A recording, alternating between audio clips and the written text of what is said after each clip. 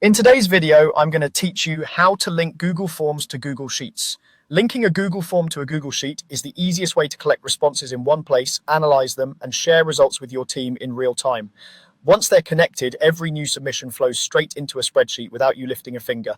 Here's how to set it up clearly and confidently. Start by opening your Google form. You can get to it from your recent files in Google Drive or by going to the Forms homepage and choosing the form you want. Make sure you're signed in to the account that owns the form or has edit access so you can set the response destination without any permission issues. When the form opens, you'll see two main areas at the top, questions and responses. Click the Responses tab. This is where Google Forms organizes everything people submit. You'll see a summary of results and options related to how responses are collected. We're here to connect it to a spreadsheet, so look for the small green spreadsheet icon near the top of this tab. That's the shortcut to link your form with Google Sheets.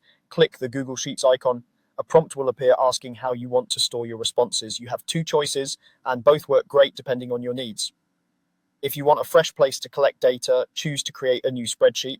This is ideal for new forms or when you don't want to mix results with any other data. If you already have a spreadsheet where this form's responses belong, choose to select an existing one. That's useful if you're consolidating multiple forms or organizing data in one workbook. After you've decided, confirm your choice. If you're creating a new spreadsheet, click Create.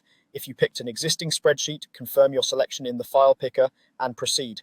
Google Forms will connect the form and the sheet immediately.